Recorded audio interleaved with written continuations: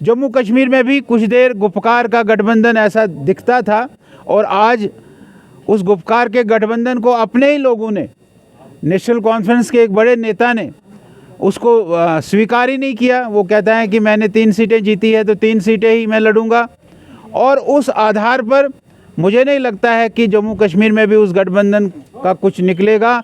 और ये सही है कि भारतीय जनता पार्टी को इस गठबंधन का कोई असर नहीं पड़ने वाला।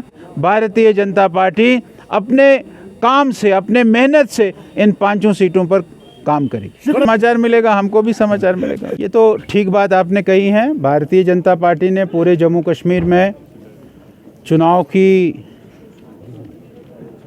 के लिए कमर कसी है। भारतीय जनता पार्टी ने ये जो 5 कॉन्स्टिट्यूएंसीज़ हैं उसका एक सेक्टर बनाया है, उस सेक्टर का इंचार्ज भी तय किया है। हमारे डॉक्टर निर्मल सिंह जी पूरे 5 कॉन्स्टिट्यूएंसी जो हमारी जम्मू कश्मीर की है उन 5 कॉन्स्टिट्यूएंसी के इंचार्ज हैं, उन्होंने काम करना शुरू किया है। हमने सभी पार्लियामेंट्री कॉन्स्टिट्यूएंसीज़ के इंचार्ज और कन्वीनर ये बना दिए हैं और वो भी अपनी टीम्स बनाने में लगे हैं। कुछ कार्यक्रम जो हमको केंद्र से आए हैं वो कार्यक्रम भी हमने नीचे लेवल पर शुरू किए हैं।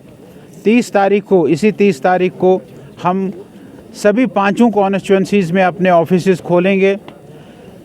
6 ऑफिसेज़ खोलेंगे। अनंतनाग राजौरी के लिए एक ऑफ़िस राजौरी में और एक ऑफ़िस अनंतनाग में खोलेंगे। एक साथ उन 6 के 6 कार्यालयों का, 6 के 6 ऑफिसेज़ का इनॉग्रेशन होगा। हमारे प्रदेश के प्रेसिडेंट वर्चुअली उसकी इनॉग्रेशन करेंगे जम्मू से, और अनंतनाग से भी उस दिन वो कार्यालय हमारा शुरू हो जाएगा।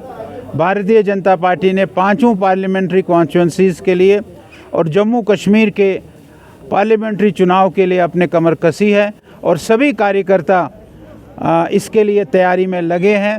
और हम इस उम्मीद के साथ इस चुनाव में उतरेंगे कि हम ये 5 सीटें भारतीय जनता पार्टी के झोली में डलें, इसके लिए हम काम करेंगे। ऐसा क्या मुकाबला होगा और उम्मीद? हमने पहले ही कहा कि वो जो गठबंधन था INDIA, वो गठबंधन नहीं था, वो एक फ़ोटो सेशन था।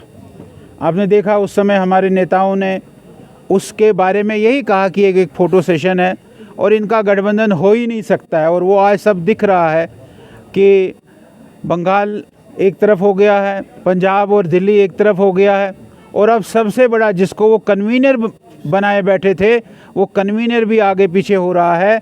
तो ये गठबंधन कहीं रहा ही नहीं है।